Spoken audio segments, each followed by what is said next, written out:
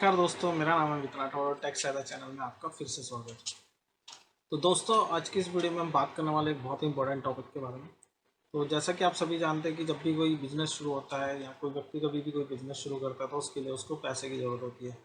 तो काफ़ी बार ये होता है कि जो भी बिजनेस शुरू कर रहा है उसके पास वो पैसा होता है, वो अपने बिजनेस में इन्वेस्ट करता है और अपने बिजनेस को आगे बढ़ाता है। लेकिन क्या होता है अगर उस व्यक्ति के पास जितना पैसा उसे चाहिए उतना पैसा ना हो, तो उस सिचुएशन में क्या चीज़ें हो सकती हैं।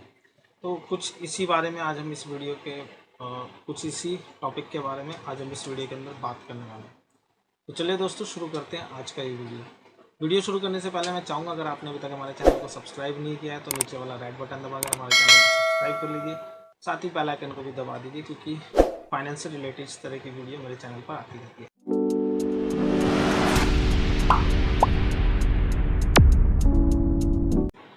तो दोस्तों, बात करते हैं कि ये जो बिजनेस शुरू करने के लिए पैसा है वो आता कहाँ से है।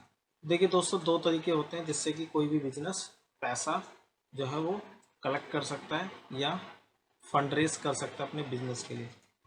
तो सबसे पहले तो इसको एक एग्जांपल से समझते हैं कि मान लीजिए आपने कोई बिजनेस शुरू करना है और जिसके लिए आपको 10,000 रुपये की ज़रूरत है, लेकिन उस 10,000 में से सिर्फ आपके पास 9,000 रुपये है। ठीक है, तो ऐसी सिचुएशन में आप क्या करेंगे? आपके पास दो ऑप्शन होंगे। पहला ऑप्शन, या तो आप किसी से उधारी लेंगे, है ना, उसके बदले में आपको उसका ब्याज देना पड़ेगा। सपोज़ कि आप किसी बैंक को अप्लाई करते हैं, बाकी के जो 1,000 रुपये आपको नहीं चाहिए, जो आपके पास नहीं है, तो अभी हम बैंक, यहाँ छोटे अमाउंट का एग्जांपल ले रहे हैं, बिजनेस में ये बड़ा भी हो सकता है। तो आपको 1,000 रुपये की ज़रूरत है, आपने किसी बैंक को अप्रोच किया और वहाँ से आपने लोन लिया और उसके बदले में उस बैंक को इंटरेस्ट दिया। ठीक है, तो इसमें क्या होता है, इस चीज़ को हम बोलते हैं, इस तरीके को हम बोलते हैं डेट। ठीक है, DEBT, डेट। डेट मीन्स ऋण। आपने जो जितना पैसा चाहिए था उतना आपने बैंक से लिया और बदले में बैंक को इंटरेस्ट के साथ एक टाइम पीरियड के अंदर वो पैसा आपको बैंक को वापस करना होता है इंटरेस्ट के साथ। तो आपने एक टाइम, जो भी बैंक ने आपको टाइम दिया, अपने टाइम पीरियड में वो पैसा बैंक को वापस कर दिया और आपका जो बिजनेस है वो शुरू हो चुका है।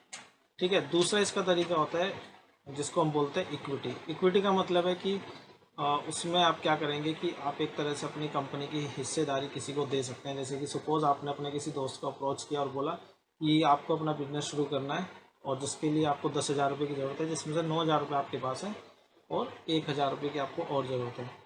तो आपका दोस्त बोलता है कि हाँ ठीक है, मैं आपको 1,000 रुपये देने के लिए रेडी हूँ, लेकिन उसमें मेरा क्या फ़ायदा है। तो आप ये कह सकते हैं कि 1,000 रुपये के बदले में मैं आपको अपनी कंपनी में 10% का हिस्सेदार बनाऊंगा, क्योंकि 10,000 में से 1,000 रुपये उस आपके दोस्त के होंगे, क्योंकि वो 10% पैसा लगा रहा है, तो इसलिए वो 10% का हिस्सेदार भी होगा।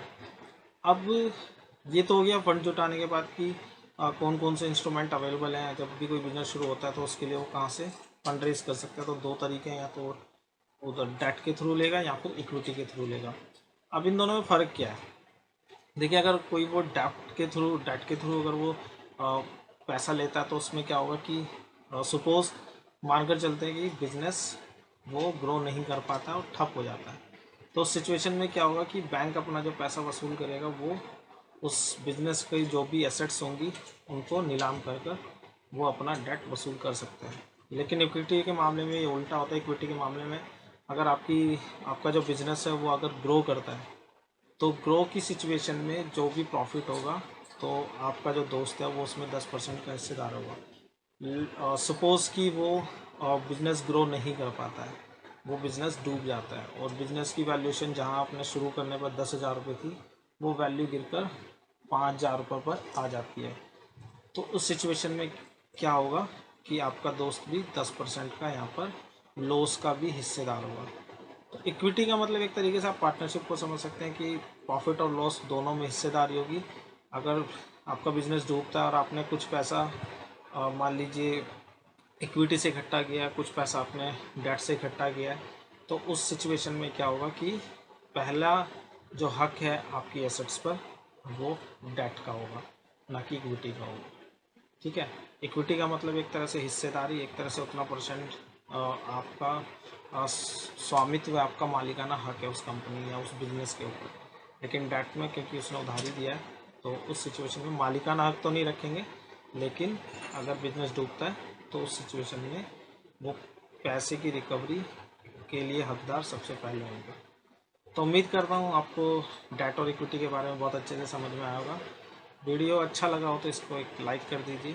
तो मिलते हैं अगली वीडियो में एक नई इन्फॉर्मेशन के साथ। तब तक के लिए गुड बाय, जय हिंद।